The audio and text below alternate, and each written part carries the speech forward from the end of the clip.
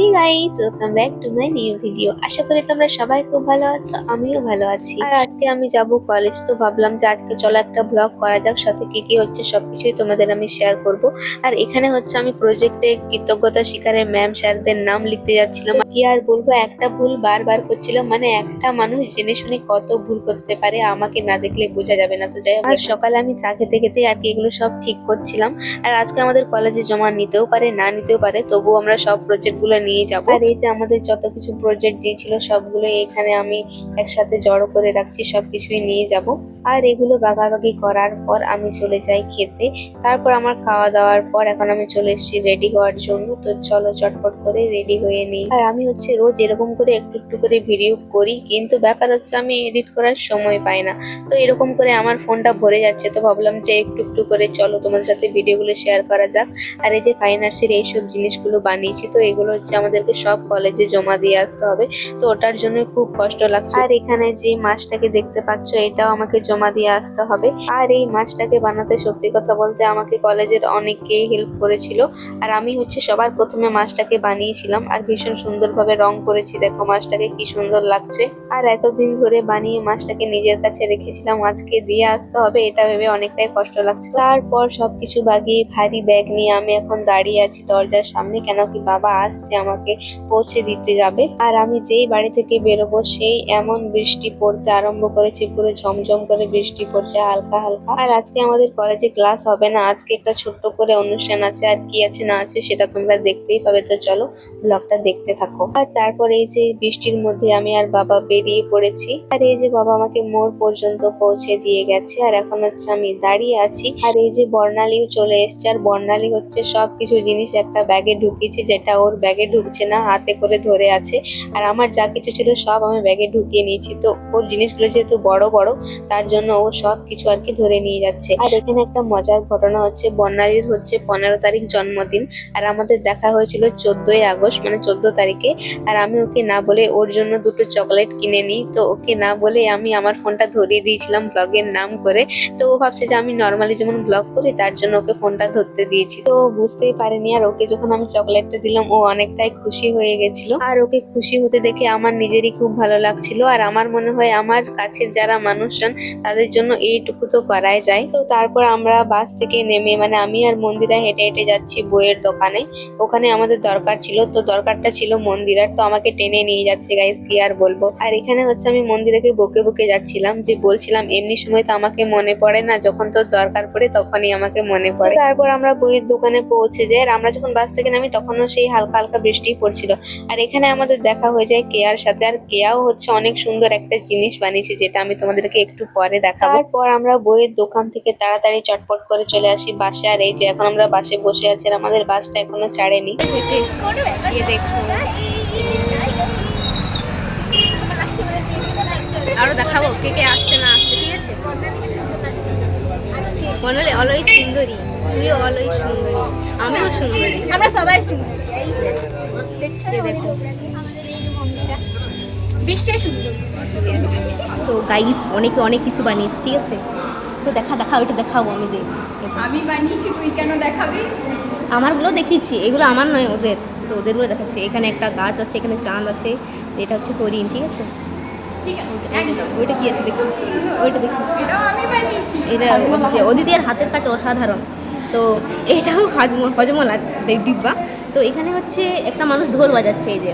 আর এগুলোতে ফুল আছে, এগুলো টিউলিপ ফুল মনে হচ্ছে। অনেক অনেক কিছু বানিয়েছে, সব কিছুই দেখাবো, ঠিক আছে? তো বর্ণালী কি বানিয়েছে ওইটা দেখাচ্ছে। এই দেখো কি সুন্দর গাছ আছে, ভীষণই সুন্দর হয়েছে। আর কি আছে ইয়েটা দেখা, স্টারফিশ। সবাই অনেক কিছু বানাতে পারে, সবাই অনেক কিছু।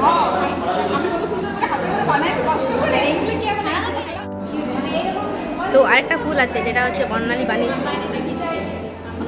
এই দেখো যেটা হয়েছে ফুল, এখানে চারটে ফুল আছে, চারটে। ভীষণ সুন্দর। এটা পুরো কাগজ দিয়ে বানানো, কাগজ। তো এখন হচ্ছে আমি কেয়া যে ছবিটা বানিয়েছে ওটা দেখাবো। ও ভীষণ সুন্দর বানিয়েছে, চলো দেখা যাক। ये देखो गाइस कितना सुंदर है, কি কিউট দেখাচ্ছে।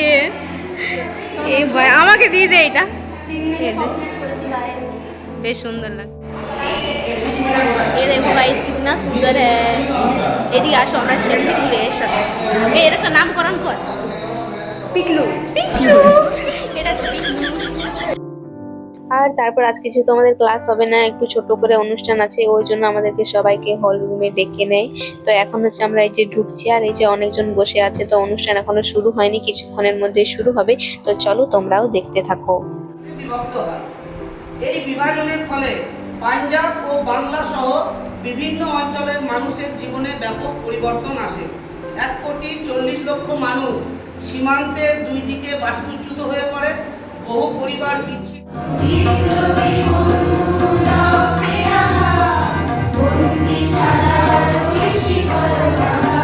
আর আমাদেরকে হচ্ছে হুট করে গান করার জন্য বলা হয় অনুষ্ঠানে। তো আমরা স্যারের সাথে দুবার গান প্র্যাকটিস করে আবার গান গাই।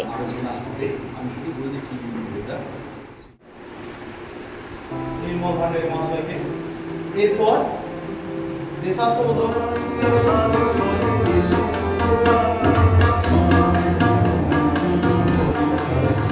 তাদেরই কত শতপ্রাণ যায় বলিদান দিনের শেষে আজ।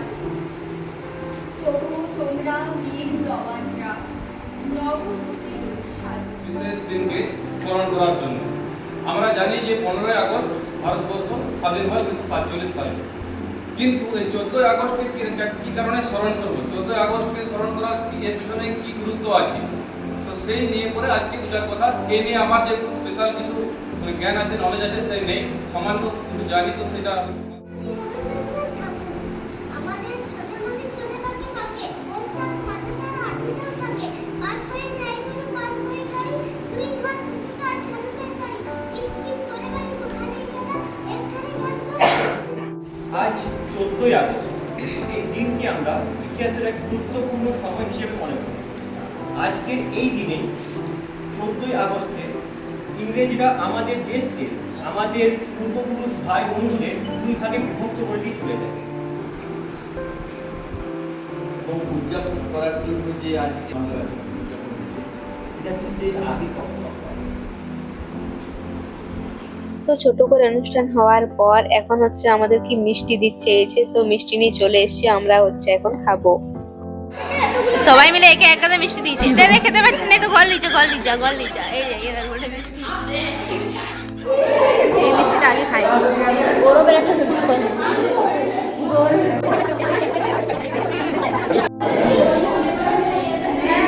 गाइस मेरा आंखों को देखो क्या हो गया है। मिष्टी है मैं